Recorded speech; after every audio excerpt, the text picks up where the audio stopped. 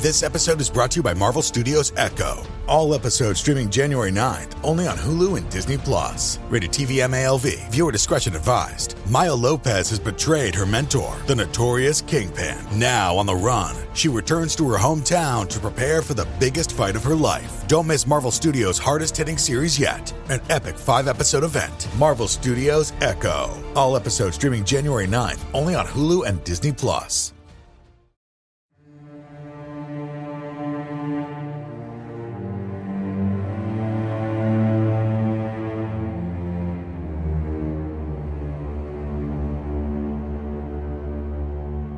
Hello, and welcome to Scare You to Sleep. I'm your host, Shelby Scott. This week I have a story for you that has kind of a funny reason for existing. A couple of months ago, I tweeted this. Got a Roomba as an early birthday present, and it immediately let me know it sees in the dark, then unplugged my router.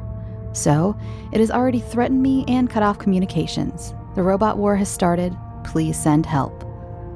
Well, you all know Richard Kenway, who I've featured on the show many times, and also go buy his book, The Spirits of Vinehouse. It's fantastic. Well, Richard replied, "Did it ask if your name is Sarah Connor?" Then I asked my Twitter followers if anyone would be interested in a killer Roomba episode, and Richard replied, "I'll write one for you." And he did. So this week's story came to be because my Roomba is out to get me, and Richard is a terrific writer. So without further ado, here is, featuring the vocal talents of my very own Roomba, Dusty Destroyer, Dust to Dust.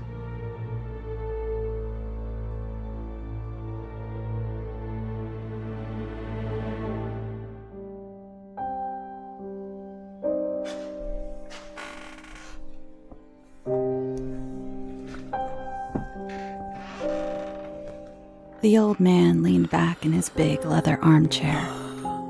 He reached a frail hand for the mask that was connected to a large oxygen tank beside him.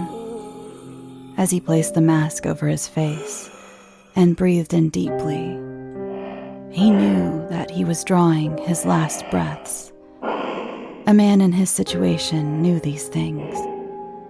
On his lap sat a large photo album.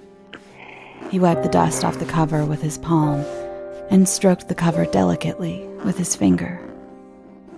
If he was going to go peacefully into the night, then he wanted one last moment of joy and pleasure. He flipped over the cover and looked down at the photo. His eyes widened and the corners of his mouth lifted into a smile. With every turn of the album, he was reminded of a time of his life where he had true fulfillment. Yet, there was a hint of sadness behind his eyes. This would be his last trip down memory lane. The last time he would get to relive those happy moments.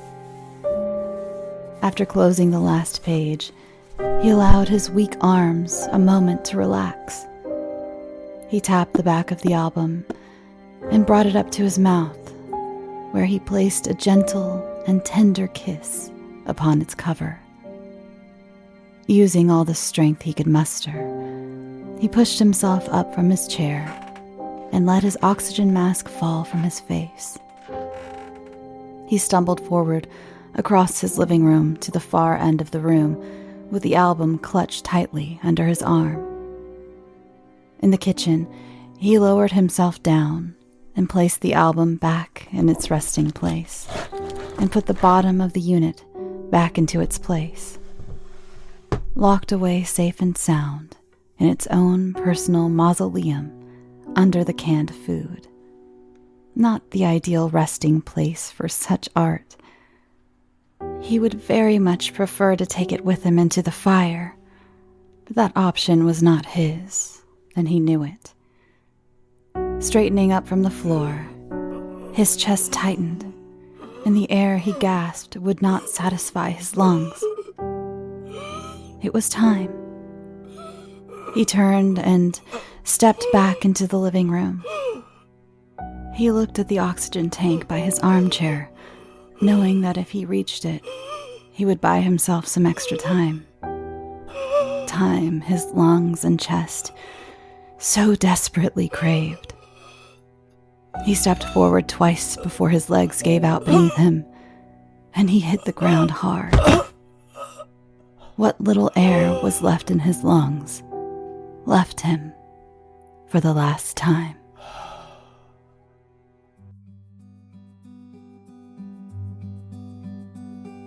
Kieran unlocked the door and pushed it open. Before Amelia had a chance to look in, he had scooped her up into his arms and carried her into the house. "Welcome to your new home, my sweet. What do you think?" She looked lovingly into his eyes. "You want to know what I think? I think this place looks like an old man lived here. His name was Joe," Kieran replied. Amelia laughed. It was one of the things she loved the most about him. He never failed to make her smile and laugh, even when she wasn't in the mood to. He set her down, and they looked around the dusty old room. "I know it's not ideal, but it's ours. And I think this place has a lot of potential. My parents did say that we could do whatever we wanted with the place, and it's not like we don't have the time." Amelia looked at her husband and smiled as he looked around the room and visually planned the changes he would be making. "Speaking of," Kieran picked up the urn that was sat on the living room table. "What are we going to do with dear old Grandpa Joe? Your dad said he liked to grow things in his garden. Couldn't we scatter him out there?" Amelia suggested. "We could. I doubt anyone would want to eat my homegrown vegetables if they knew Grandpa Joe was the fertilizer." Amelia laughed again and nodded. "You are very right," she said. Kieran placed the urn back on the coffee table. He could stay there for now. He wasn't hurting anyone, and besides, he was the reason they had this fantastic opportunity of owning their own home. Grandpa Joe left the house to Kieran's father in his will. Since Kieran's parents were living a comfortable life of their own in South Devon, their options were either sell it or do something with it. They allowed their son to take over the ownership of the house, and he paid them a very affordable monthly rent that would have made most aspiring homeowners scowl with envy. As much of a steal the house may have been in rent, it was crystal clear the upkeep and renovations needed were going to cost more than their precious time. The carpet needed replacing, most likely in every room of the house. The wallpaper not only looked dated, but its color was faded due to Joe's many years of smoking. It was probably what contributed to his passing, or so Kieran believed. A short blast from a truck's horn signified the arrival of the removal van and all the worldly possessions that they had brought with them. Amelia was living in a one-bedroom flat when she met Kieran, and he was staying in his parents' spare bedroom, so the two didn't own much between them. They spent the first day in their new home opening up boxes and finding new homes for their belongings. The kitchen only had one drawer, which contained Joe's cutlery. Amelia bagged it and placed it by the front door to take it to the charity store. Most of Joe's old things were eventually bagged for donation. They weren't needed anymore. They even had new appliances for the kitchen, which presented them with another concern. The wiring was quite dated, and by the looks of things, hadn't been touched or looked at in a decade or so. Having said that, the fridge, freezer, and oven looked like it had been replaced in the last few years, and they weren't giving the electrics any trouble. Kieran had a look at the fuse box, but couldn't see any issues. Not that he knew what to look for if there was a problem. That evening, Amelia poured herself a large glass of wine and looked around the kitchen with a sense of pride. With everything put away and their things on the kitchen side, she was starting to see this house as a home. She walked into the living room with a can of beer for Kieran. He was unpacking a box. "What's that?" she asked. "It's a Roomba. Dad got it for us. We can set it up when we go to sleep and leave it to hoover the lounge and kitchen." She handed him the can of beer and sat down on the sofa beside him. "A thinking machine. I'm sure nothing bad can come of it," she said sarcastically. Kieran laughed. "It's not a Terminator, and you aren't Sarah Connor. Besides, it isn't a thinking machine. It's a Hoover. It just does what it does, and then we empty it and turn it off." Amelia frowned. Kieran and his family were very tech-oriented. Amelia, not so much. She caved and permitted Kieran to get an Alexa, but in her mind, what was wrong with doing things the old-fashioned way? Still, though, if a machine was going to hoover the house for her, then who was she to say no? They put it on charge whilst they had dinner and chilled out in front of the telly.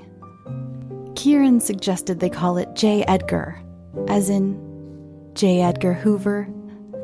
Just before they went to bed, Kieran made sure all the doors were locked and everything that needed to be switched off was switched off. Then he switched on J. Edgar and watched him move across the room.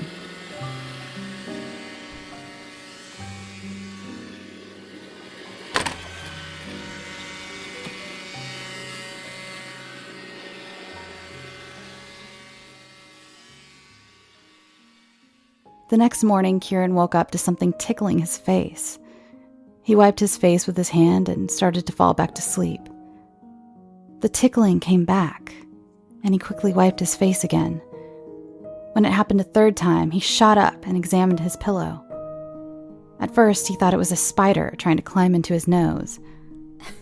A playful giggle from Amelia made him roll over. She had been tickling the end of his nose with her hair. "Witch!" he said as he grabbed hold of her. He pulled her onto him and held her tight, whilst looking into her eyes.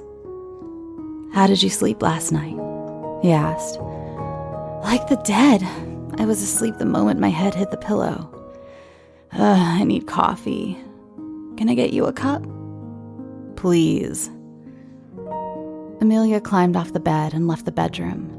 Kieran stretched out his limbs, then rubbed his tired eyes. It didn't matter how many hours he got in the night. When he woke up, he always felt tired and groggy. Once he was up and about, though, there was no stopping him until he crashed again. Good thing, too. There was a lot to do. "Kieran?" Amelia called him from downstairs.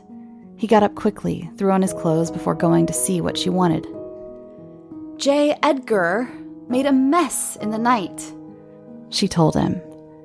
Kieran assessed the scene in the living room like a detective studying a crime scene as he pictured what had happened.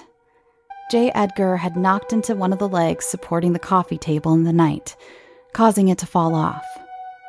The weight of the things they had piled up on the table before bed must have put a strain on the other leg, because that too had collapsed. Either that or J. Edgar took out that one as well. The table had fallen to the ground, and what was left of Grandpa Joe was scattered on the carpet when J. Edgar scooped up some of it, but rubbed the rest into the fabric of the carpet. J. Edgar sat in the middle of the living room floor like a mischievous child caught in the act. Kieran picked it up and examined it. It must have run out of battery charge in the night. We didn't exactly charge it for very long. I'll hoover up Grandpa Joe with the other vacuum. So much for giving him a garden-style send-off. It wasn't supposed to be funny, but Amelia couldn't help but chuckle. She tried to be serious for a moment. Listen, hun, I know you love your gadgets, but for now, can we just stick to using the ordinary Hoover? Kieran smiled and nodded. He placed J. Edgar in the corner of the room, and they went into the kitchen to make coffee and breakfast. Whilst they ate, they came up with a plan of action for the day. Kieran was going to tackle the kitchen, and Amelia was going to start stripping the wallpaper from the walls in the living room. With the dishes washed and the cutlery put away, Amelia entered the living room to make a start. She froze in the doorway and looked down at the ground. J. Edgar was sitting in the middle of the floor with its front pointing towards the kitchen. "I thought you put that thing in the corner." Kieran looked over his shoulder. "I did. Must have had a bit of juice left after all." He walked into the room and picked it up. He examined it again and shrugged his shoulders. He put it back into the corner and looked at Amelia. "It's not moving now," he said. He placed it back into the corner and walked back into the kitchen. Amelia stared at the device for a moment. She half expected it to start moving, but when it didn't, she too shrugged it off and started to get to work. The first thing she did was hoover up the rest of Grandpa Joe's ashes.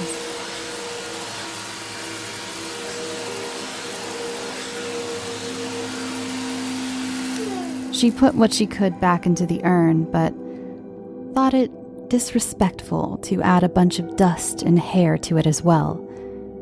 Then it was time to tackle the wallpaper. She placed a large sheet on the ground and got a bowl of hot, soapy water. She set up a small stepladder and armed herself with a sponge and got to work at pulling the wallpaper from the wall. It was old paper, but it was still a struggle to get away from the wall. They talked about painting over it, but Kieran said he didn't want to. He had seen homes when someone had simply painted over old wallpaper, and walls didn't look that great afterwards. "If a job's worth doing, it's worth doing right," he told Amelia. She peeled a large piece of wallpaper from the wall and threw it to the floor beneath her. It was rather satisfying removing wallpaper from a wall. She started to peel off another strip, but it tore as she pulled it. A bit of warm water would soften it up. Then she could scrape it off. As she stepped down off the ladder, her foot landed on something solid and round. Her foot flew one way, and she went the other. She fell to the ground, clipping her side on the coffee table as she fell. Hearing the commotion from the kitchen, Kieran rushed into the room. He hurried over to see if she was okay. She was rubbing her side and appeared to be in a lot of pain. She lifted her shirt to reveal where a large bruise was already starting to form. "What happened?" he asked. Amelia looked up at what caused her to fall. One of the round table legs had come away from the table and had somehow made its way over to the stepladder. Just as she was trying to work out the dynamics, her gaze drifted to the side of the stepladder. There sat J. Edgar, with its front facing her. She pulled herself up off the ground. Her side was throbbing with pain. She scooped up J. Edgar and threw it into one of the large cardboard boxes they still had to unpack at the back of the living room. "That thing tried to fucking kill me," she said angrily. "It didn't do it on purpose." Amelia looked at him angrily as he tried to defend his precious machine. She knew it didn't do it deliberately. She wasn't an idiot. She was hurt and pissed off. She clutched her side and sat on the sofa. She didn't want to snap at Kieran. She took a deep breath and massaged her side. "I'm okay. I'm just going to sit here for a while. I'm fine. Honest." "Can I get you anything?" Kieran asked. Amelia shook her head. "No, I'm okay. Thank you," she replied. She sat down on the sofa and placed a hand on her injured side. Kieran was glad she wasn't too badly injured, but knew she was also pissed off and needed some space. He left her alone and got back to his own work in the kitchen. That evening, Amelia ran herself a hot bath and examined herself in the mirror before stepping into the water. There was a very large purple bruise appearing where she had fallen, and the area was still very tender. She had apologized to Kieran for snapping at him. He smiled at her and told her it was all right. He even made sure that J. Edgar was not only packed away, he was sealed away inside a box so he couldn't cause any more damage. There were 2 bath mats in the bathroom, one in front of the sink and the other beside the bath. This was because the bathroom floor got slippery when it was wet and could prove to be quite dangerous.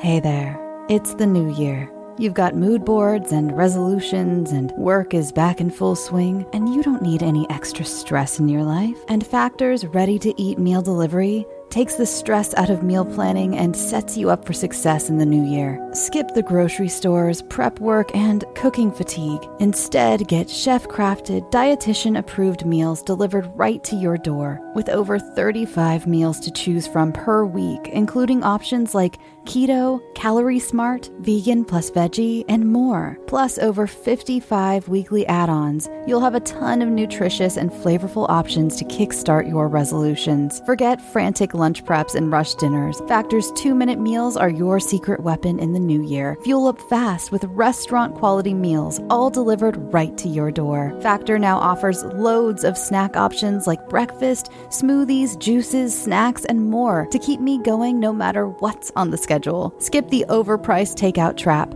Factor is cheaper and way more delicious than takeout. Get chef-crafted, restaurant-quality meals delivered right to your door. They are ready to heat and eat in just 2 minutes, which means more time for you. Need a special occasion meal? Gourmet Plus is the perfect solution if you're looking for fast, upscale options done easily. When things get hectic, Factor is flexible. Change up your order every week with plans from 4 to 18 meals per week. Or pause or reschedule your deliveries anytime. Stress less over meal times in the new year. Factor's no prep, no mess meals free up time otherwise spent on shopping, cooking, and cleanup. No more wasting time in the kitchen. Not only does Factor offer fast, simple solutions when I'm too busy to cook, they also help me stay on top of my goals. With offerings like Protein Plus and Keto, I can stay on track. This is definitely going to come in handy for my New Year's goals. Factor has everything I need for a week of flavorful, nutritious eats.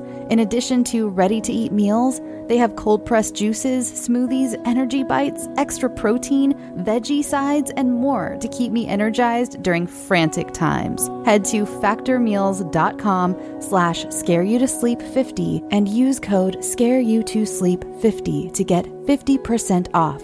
That's code scareyoutosleep50 at factormeals.com.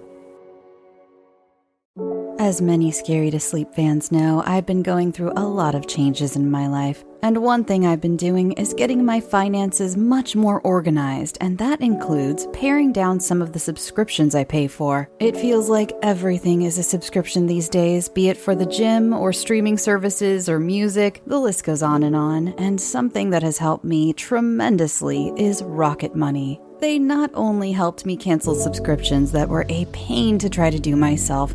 Have you ever tried to deal with some of these companies directly? It's just a headache. Rocket Money also alerts me when the subscriptions I did keep go up in price, giving me the ability to weigh my options and keep those little extras that add up oh so quickly in check. Rocket Money is a personal finance app that finds and cancels your unwanted subscriptions, monitors your spending, and helps lower your bills. I can see all of my subscriptions in one place, and if I see something I don't want, I can cancel it with a tap.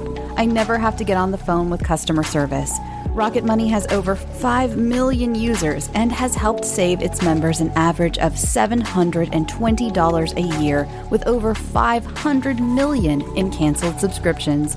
Stop wasting money on things you don't use. Cancel your unwanted subscriptions by going to rocketmoney.com/scareyoutosleep. That's rocketmoney.com/scareyoutosleep.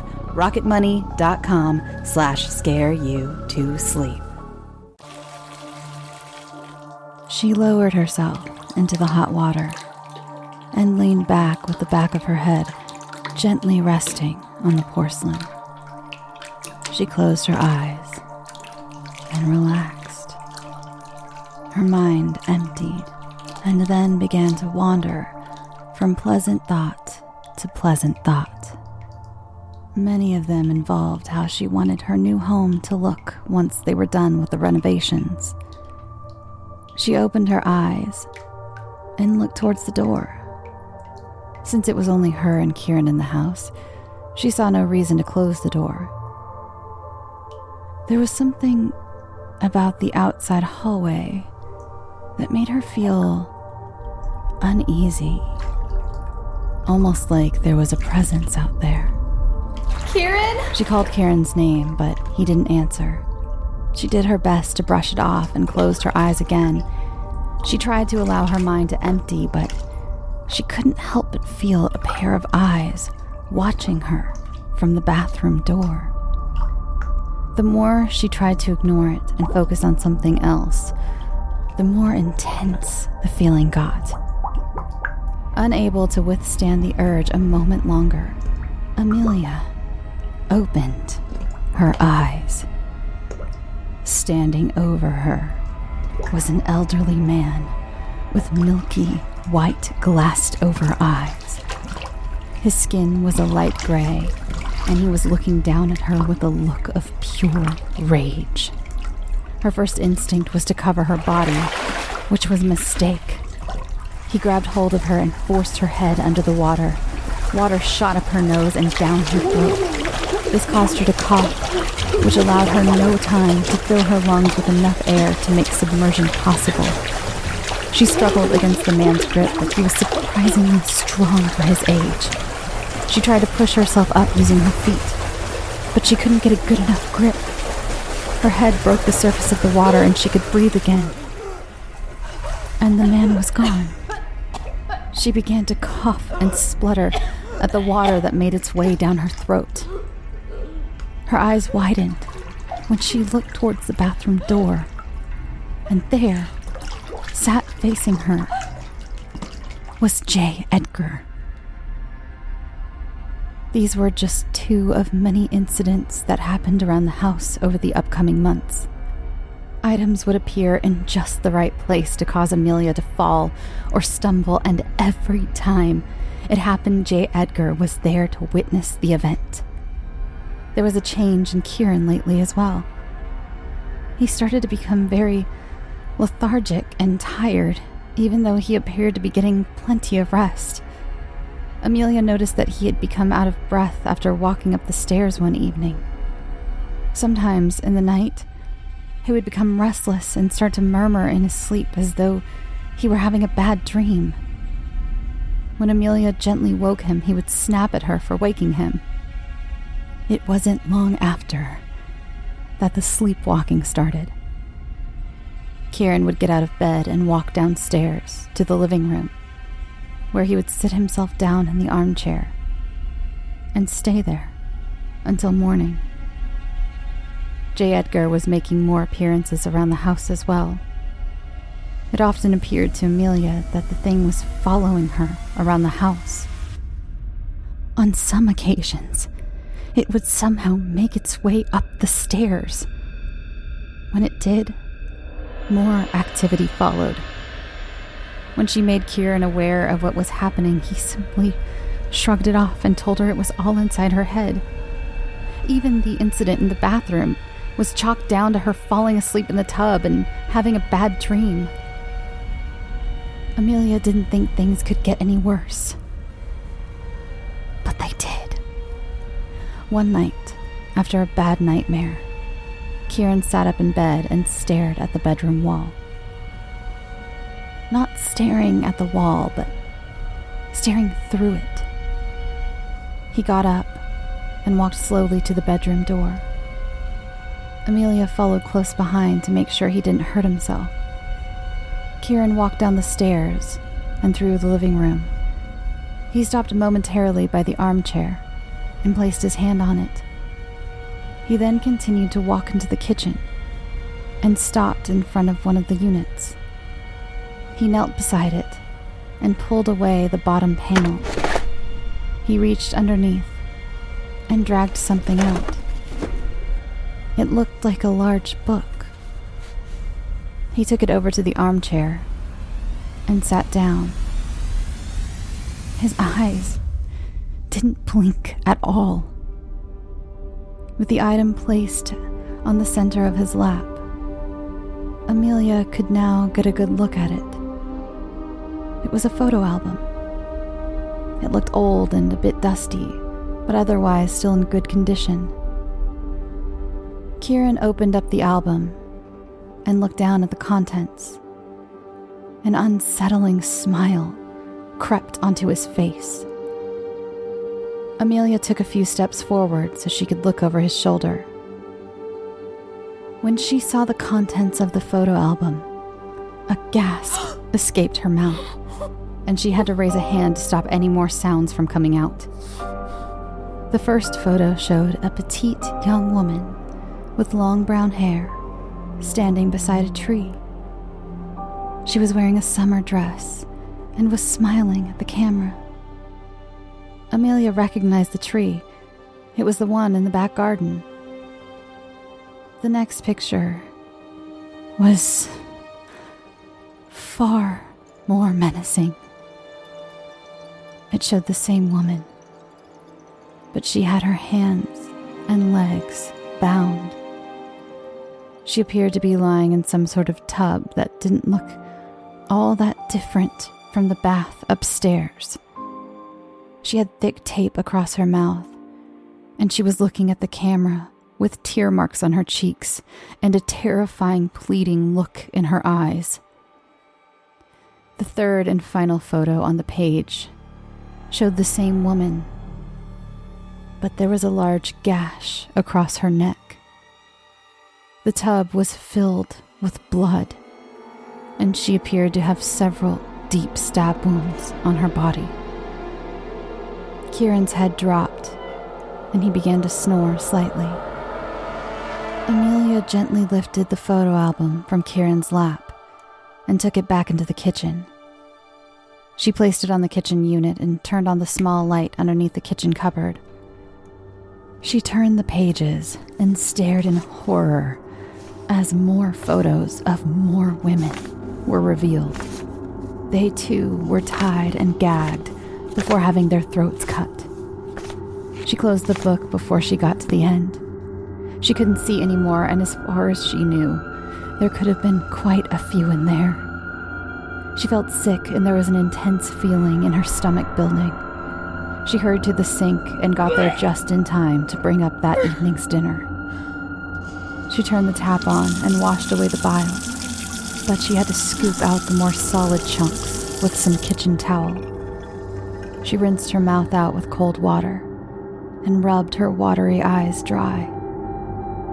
There were so many thoughts going through her mind. The family didn't know dear old Grandpa Joe as well as they thought they did. Or did they? Also, how did Kieran know it was there? Amelia looked around at Kieran. He had changed positions in the chair and now had his head leaned back against the seat. His face was shrouded in darkness as if he were surrounded by shadows. She could hear his heavy breathing as he slept on. She slowly stepped into the living room and stared at the black mass that surrounded him. She called out to him, but his deep, heavy breathing continued. She raised her voice a little and tried again. Kieran grunted and shifted in his seat. He leaned forward and grunted again as he cleared his throat. "Kieran, what is this?" she asked, pointing behind her towards the album. "Did you know about this?" Kieran leaned forward in the chair. His face appeared in the small sliver of light that shone in from the outside. The face that peered up at Amelia didn't belong to Kieran. It was gray and had very little hair, but his eyes were pure black. Amelia wanted to move or look away, but she was frozen with fear. The creature mimicking Kieran emitted a low growl like a wild animal. With a burst of unnatural speed and strength, it leaped from the chair and flew at Amelia. She turned to run, but the creature grabbed hold of her hair with its claw-like hands and pulled her to the ground. The creature flipped over her and landed on her front. It gripped hold of her throat and began to squeeze. Amelia fought back as hard as she could, but the few punches she managed to land had no effect at all. She heard a high-pitched whirring sound at her side and glanced over to see that J. Edgar had also joined the fight. It ran over her hair, pulling it tight into its insides. It too seemed to be trying to help pin her down. Amelia reached over her head and grabbed hold of J. Edgar. Gripping it tightly with both hands, she yanked it up and into the face of the creature. Pain erupted from the part of her head where she ripped out a chunk of her hair, but she did her best to ignore it. In her hands, J. Edgar's motors went out of control as it fought to get free. The creature recovered and looked at Amelia. There was something about its face that looked distorted, like there was a dent where she landed the blow. She looked down at J. Edgar and saw a similar dent in the plastic cover. A realization popped into her mind, and the dots connected. She swung J. Edgar into the corner of the kitchen unit. The plastic casing blew to pieces in her hand. The moment it did so, the creature cried out in pain as its face and torso also split open. There was no blood or guts inside this creature, only darkness. And out of that darkness fell a shape. Kieran. Amelia grabbed hold of him and started to drag him to the living room door. He gained consciousness and helped her get him to his feet. Amelia looked over her shoulder, but Kieran pulled at her arm. "Just keep going," he murmured. He sounded incredibly weak. She helped him out the front door and into the passenger seat of the car. Amelia had the car started and moving before she reached up for her seatbelt. Kieran slouched down in the chair beside her. He was deathly pale and cold. The last Amelia saw of the house was when she glanced up into the mirror and saw a tall, shadowy figure standing at the window.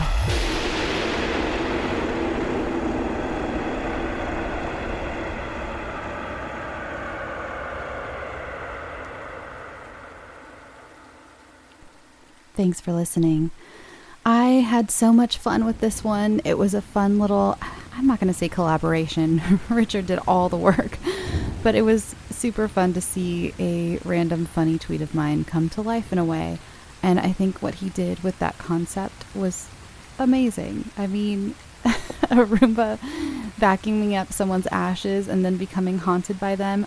That's, love it. Love it. Wish I could see the movie.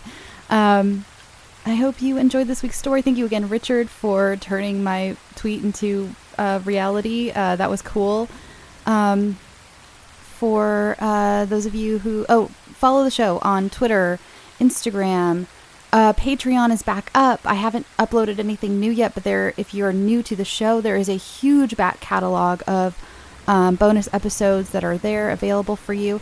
Yes, I will be finishing Frankenstein. Don't you worry about that. I will be finishing Frankenstein, and I have some other things in the works. Again, like I've mentioned before, YouTube is going to become a part of the Scare You to Sleep sphere of things, so that's going to be fun. I'm finding myself really at home over at Acast, my new home, the new home for the show. And so things are working out. I am starting, just today I integrated YouTube into, before I went away from YouTube for this last year for reasons.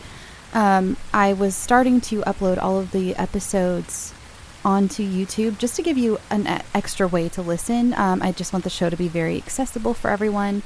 And so they're going to be automatically uploaded from now on. So there's going to be a big chunk missing, but I'll get to those eventually. Those just take me some time, but now it's going to be automated. It's going to be great. And I'm going to start, doing videos and things. So yeah, I'm, again, just having a great time finding my way at home here at Acast.